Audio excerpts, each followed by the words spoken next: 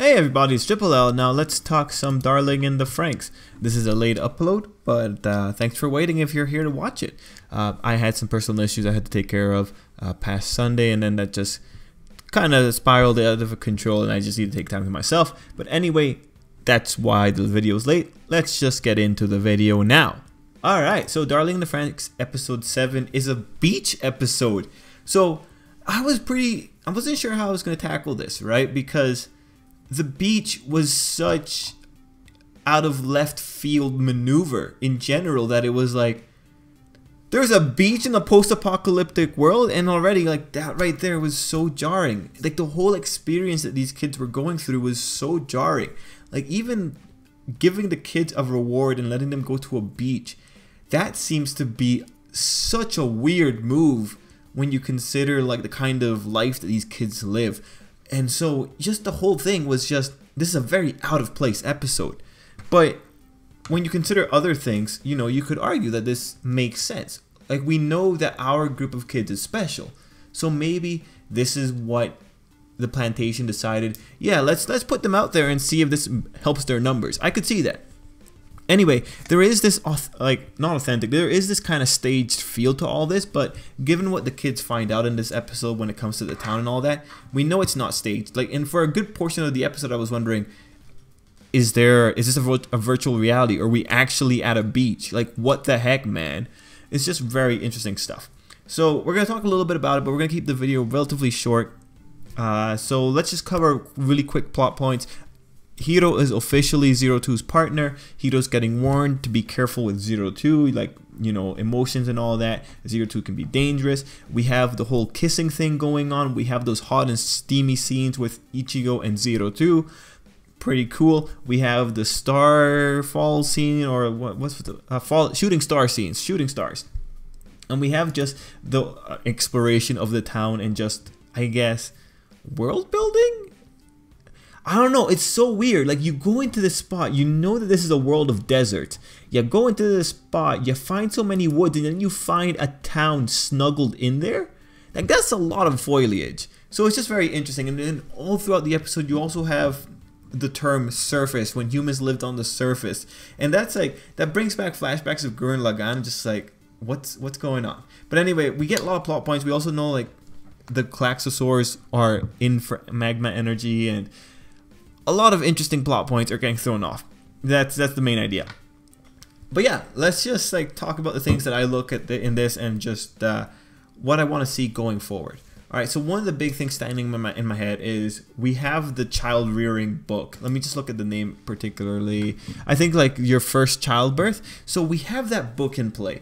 And man, the thing about this episode is if we don't get any more character focused storylines, where the characters are the ones where like the character's knowledge of the world is what's being changed. If we don't get any more of those, then a lot of this episode I think is going to be wasted, because this is building up character interactions. For this to pay off, we need to see more drama coming from the characters, or more conflicts in between the characters and not conflicts with the Klaxosaurs. Given that Darling in the Franxx has been keeping a pretty good level of interaction between the characters. Like in the past episodes, we had the Ichigo and Mikuno plot lines. We had the boy that really likes Hiro, not really likes Hiro, but the boy that has the complex with Hiro. We had his stuff going in, and I forget his name again.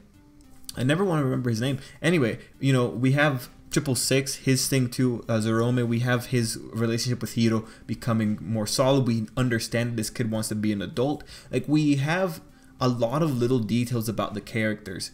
So going into the future, I think unless something horrible happens and there's like rewrites, I feel like when you see that book that our girl picks up, we can imagine that this book is going to be a plot point. This is going to be the book that's going to open up it's going to open up the kids' horizons. It's going to make them aware of more things. Mind you, this is about childbirth though, so it's not going to be exactly how adults get together, but it's going to be about how kids should be raised. So that will be a very interesting thing. And in the episode, we also have a connection being made to the raising of kids, with the kids pointing out that this place looks like the orphanage that they came from. So already you have that kind of metaphoric establishment saying, like, hey, this is a place that used to raise kids. This is how we did it, and it's all captured in that book. Now, we don't know how much the kids don't know about life. We know little snippets, like they don't know what kissing is. We know that maybe they don't know what coupling is. But what else? They know, or they're aware that kids can become adults, or that's what Zerome thinks. What don't they know? Do they know that like kids come from a mother and a father, or a sperm cell and an egg cell? Do they know that they are given birth to by a mother? Do they know that they have mothers? How, like, because Darling in the Franxx hasn't been super clear with how much information the kids know about biology, it's gonna just open up the doors to understanding the kids' worldview in the future, I think. Now, let's see, any other points there? No, I really feel that book's just going to be a big eye-opener for the kids, and I really do hope we touch on it on another time. Other little points that I really enjoyed, I would say, like, overall, it's a pretty episode. It's a very pretty episode. Other points, we had the kissing gags throughout the episode. That's not really that interesting. That's just kids having fun. Whatever. I don't really care too much about it. Well, I guess we could talk about just the inauthentic nature of this whole thing. So the kids went off to the beach, and you know, when they come back from their little adventure, they find that food's already been set out for them, and it's just like, man, that feels so staged. It was a really ominous feeling the whole way throughout, and it kind of reminded me like a reality show, you know, like in Big Brother, the contestants go away and then they come back in, and things have been changed in their rooms and they get to have food or whatever, and it's just like, it's like that. The kids go away and then people just bring them barbecues, and it's like those little moments that make me think that this is a reality TV show for the people in the plantations. People in plantations are watching what they're doing, and it's like, I know it's a crazy idea, but it's just little moments like that make me question it. Another thing is, it's very interesting that no one wondered where the kids went. It's very interesting that they would let the kids anywhere near this old settlement.